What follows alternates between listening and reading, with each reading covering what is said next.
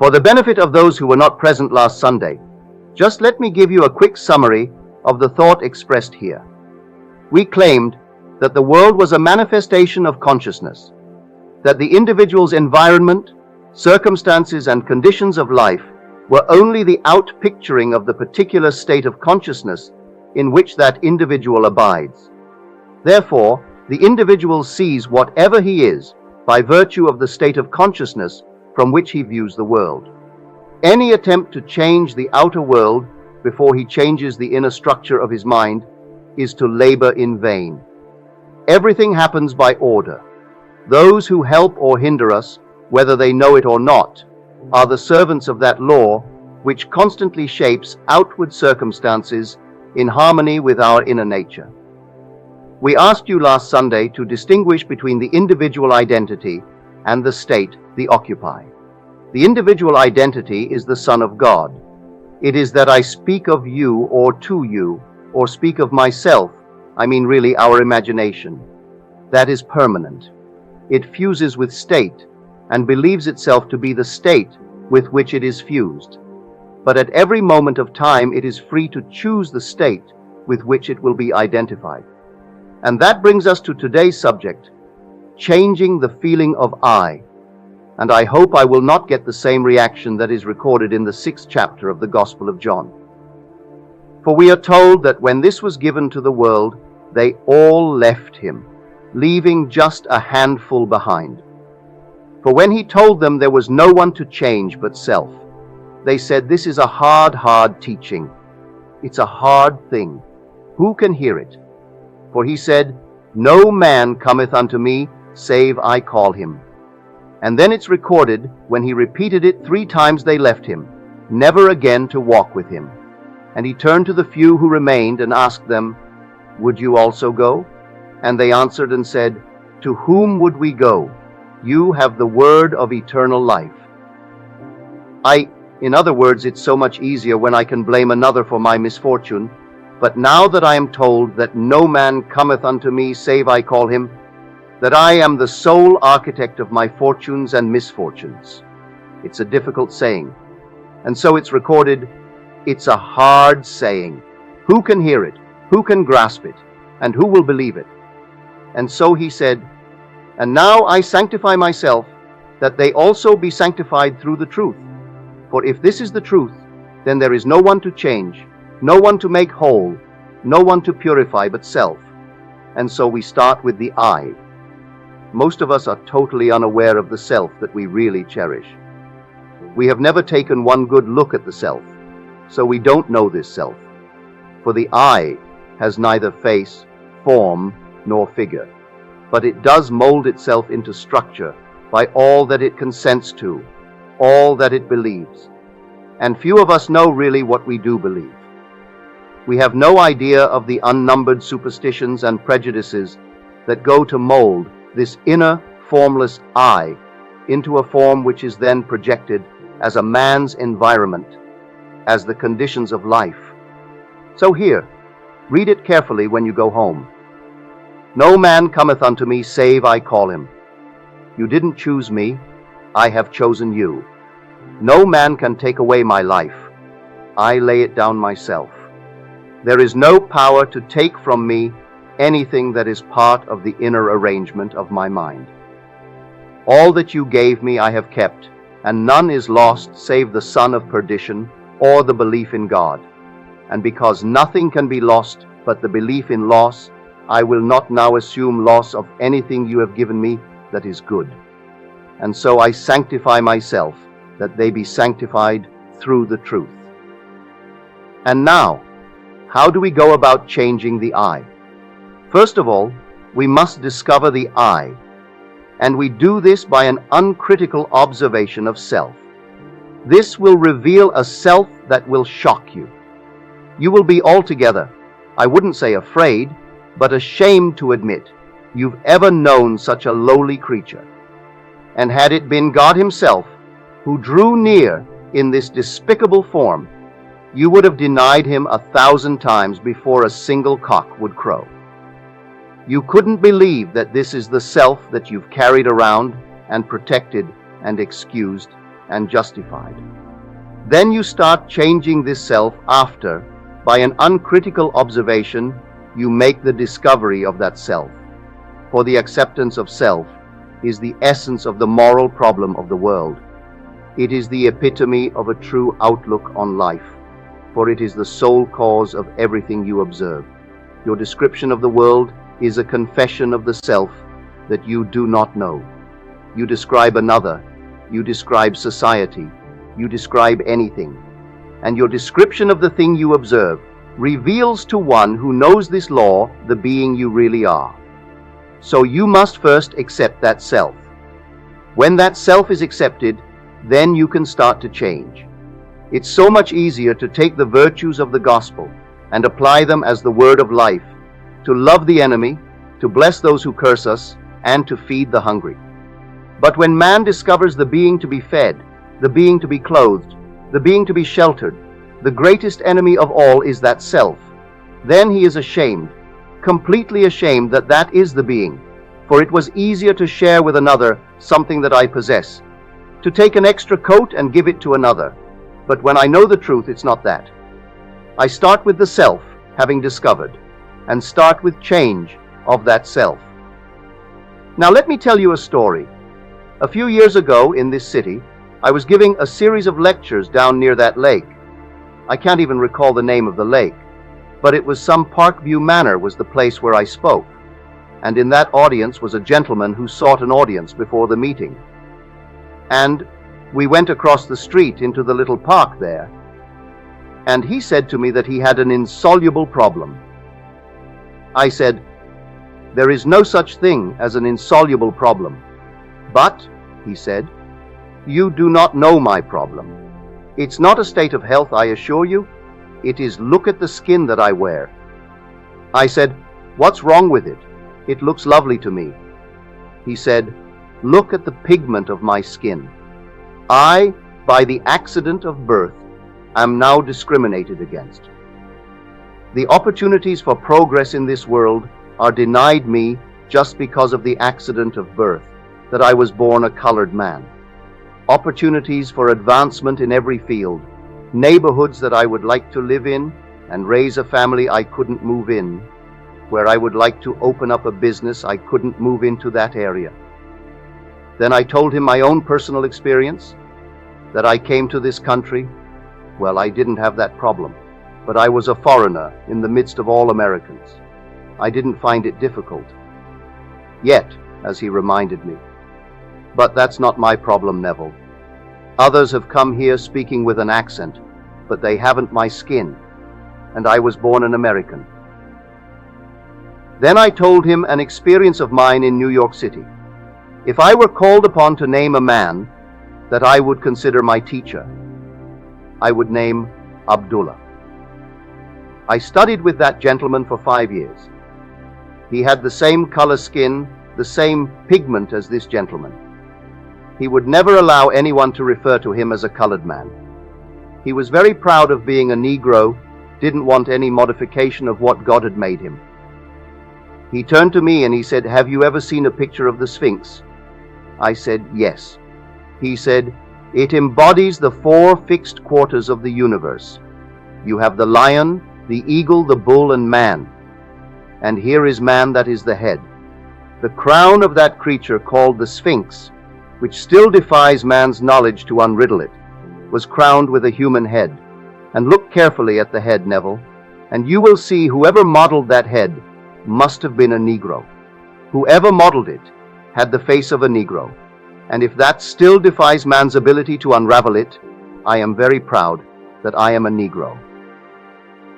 I have seen scientists, doctors, lawyers, bankers, from every walk of life seek an audience with old Abdullah, and everyone who came thought themselves honored to be admitted to his home and to receive an interview. If he was ever invited out, and he was always the honored guest. He said, "Neville, you must first start with self. Find self. Don't be ashamed ever of the being you are. Discover it and start the changing of that self." Well, I told this gentleman exactly what Abdullah had taught me, that there was no cause outside of the arrangement of his own mind. If he was discriminated against, it was not because of the pigment of his skin, though he showed me signs as large as all outdoors, denying him access to a certain area. The sign is there only because in the minds of some men such patterns are formed, and they draw unto themselves what now they would condemn, that there is no power outside the mind of man to do anything to man, and he, by the arrangement of his own mind, by consenting to these restrictions in his cradle, and being conditioned slowly through his youth, waking into manhood, believing himself set upon, would have to be set upon, but no man cometh unto me save I call him. So then someone comes to condemn or to praise. They couldn't come unless I call them. Not a man called Neville, but that secret being that is not called Neville. The secret being that is the sum total of all of my beliefs, all of the things that I consent to, that form a pattern of structure. That secret being draws unto itself things in harmony with itself. Well, that man went away and wrestled with himself. He couldn't believe everything I told him. Not that night, but last Sunday morning in the lobby, he came forward and we renewed the friendship. He took me next door to show me the fruit of this teaching. He said, "Neville, it took me almost 3 years to really overcome that fixed idea that I, by the accident of birth, would be a secondary citizen, but I overcame it. Now here is my office on Wilshire Boulevard. I picked this one not because it was the only one offered. 4 equally wonderful spots were offered me. I took this one because it had greater telephone facilities, but the others were equally good. Now here is my office. Now you couldn't judge my income from this office, lovely as it is. Everything is nice about it, but, Neville, this year I will net $250,000. Well, in America, that is still a fabulous sum of money. It would be staggering in any other part of the world, but even in fabulous America, a man to net $250,000 is really up in the very highest of brackets. And that was the man that a few years ago told me the whole vast world was against him by reason of the accident of birth. He knows now he is what he is by virtue of the state of consciousness with which he is identified, and the choice is his to go back to the restrictions of his childhood when he believed the story, or to continue in the freedom that he has found. So you and I can be anything in this world we desire to be, if we will clearly define our aim in life and constantly occupy that aim. It must be habitual. The concept we hold of self that is noble must not be put on just for a moment and taken off when we leave this church. We feel free here. We feel that we have something in common. That's why we are here. But are we going to wear the noble concept we now hold of self when we go through the door and enter that bus? Or are we going to return to the restrictions that were ours prior to coming here? The choice is ours, and the hardest lesson to learn is that there is no one in this world that can be drawn into your world unless you and you alone call him.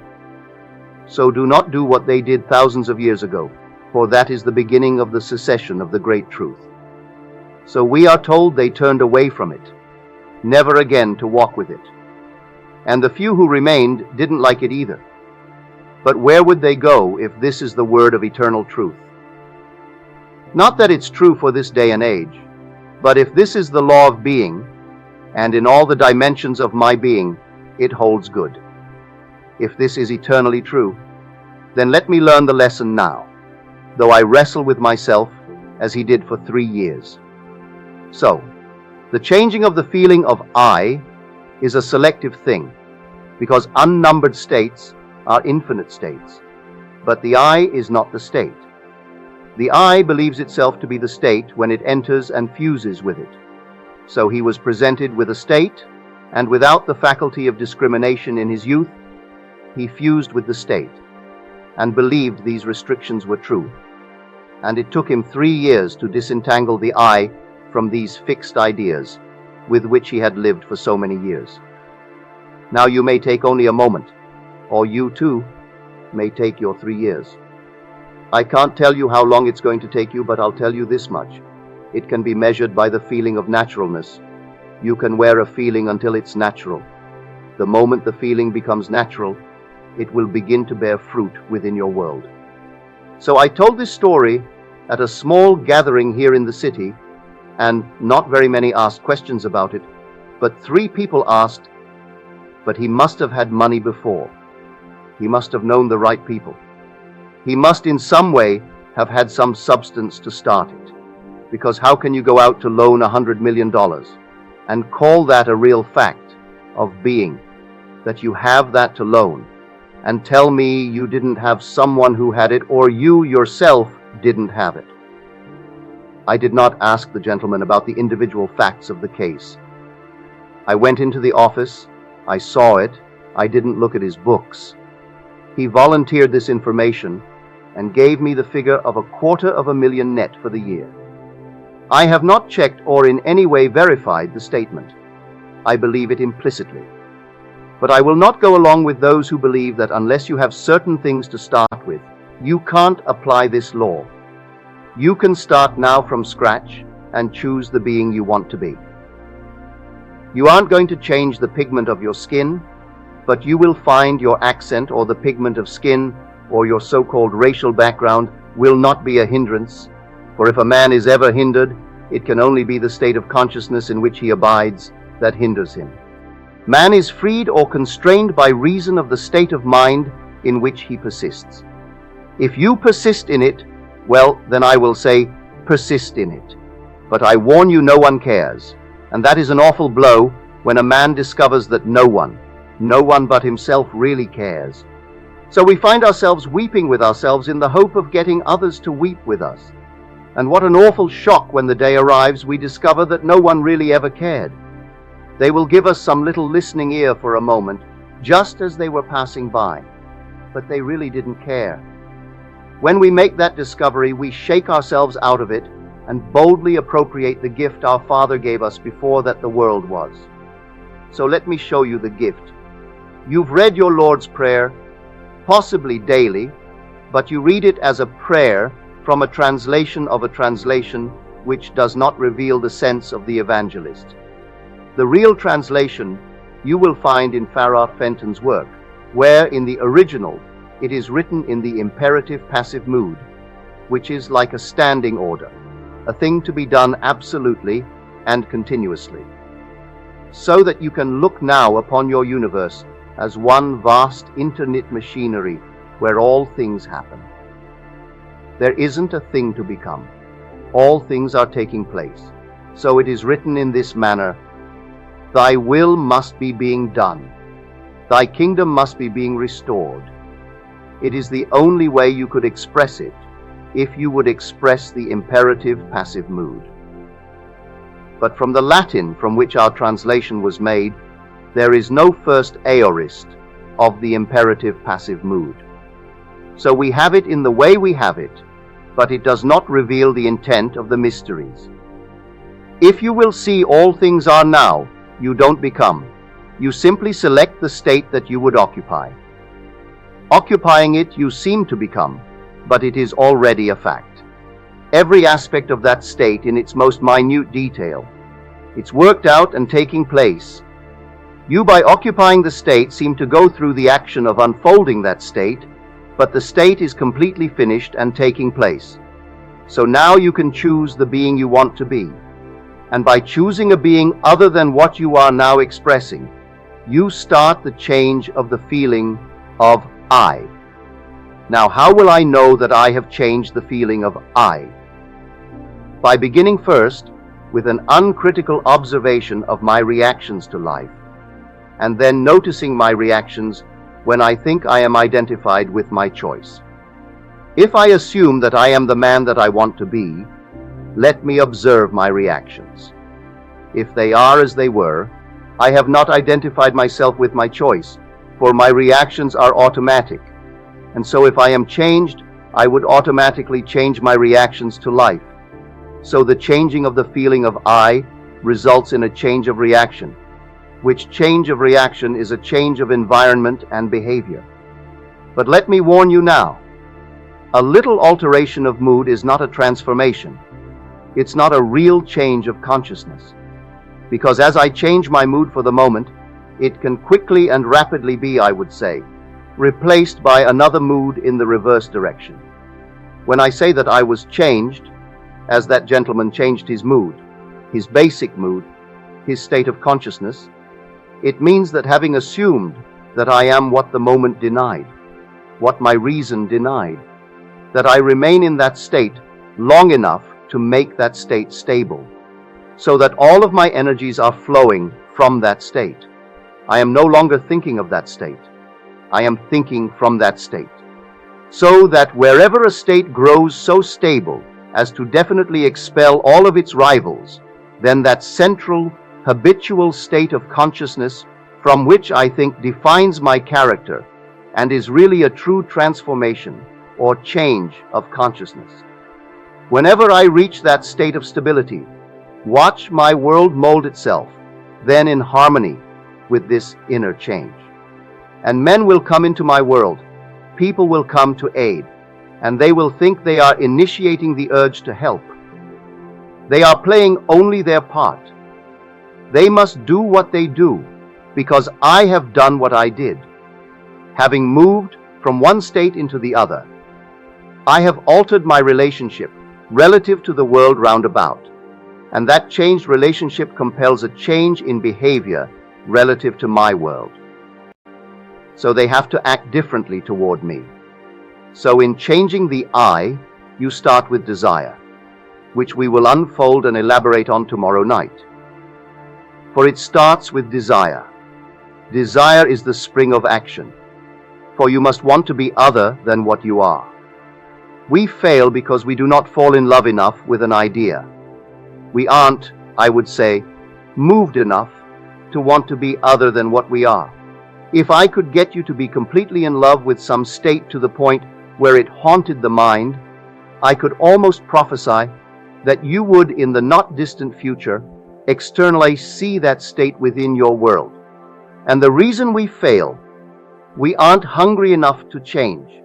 For either we do not know the law, or we haven't the urge or the hunger to really bring about the change. For the changing of the feeling of I results in the change of reaction, which change of reaction results in a change of world. If you like your world and you are complacent about it, you haven't started on the road of the mysteries, for the very first beatitude appeals to one who is not complacent. Blessed are the poor in spirit. You must be poor in spirit, not complacent, not satisfied. The man who thinks that by reason of birth, the religion that he inherited at birth, is good enough for me, that he is not dissatisfied. He is not, I would say, moved that being is complacent, and therefore he is not poor in spirit. He is very rich in spirit. Theirs is not the kingdom of God. For if I could stir you, make you dissatisfied with self, then you will recognize that self and set about to change it. For the only field of activity for man is within himself and on himself. You do not work on the other. The day you change self, that day you change your world. Now I see my time is going to its quick end. And so in the remaining minute I have left here, let me not urge you, because if you come to the meeting tomorrow night not really hungry, you wouldn't benefit.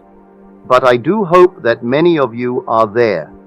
Even if you are stirred to the point of trying to, I would say, disprove what I told you, I would accept that challenge, for in the attempt to disprove it, I know if you were sincere in your attempt, you would prove it. So I hope many of you will come and take this feast with us. We are here in the city at the Ebel for 15 nights, Monday through Friday, as Mr. Smith told you, for 3 consecutive weeks. If you can't take all, and I do hope many of you will take all, then pick out the title S that appeal to you. Tomorrow night to me is basic.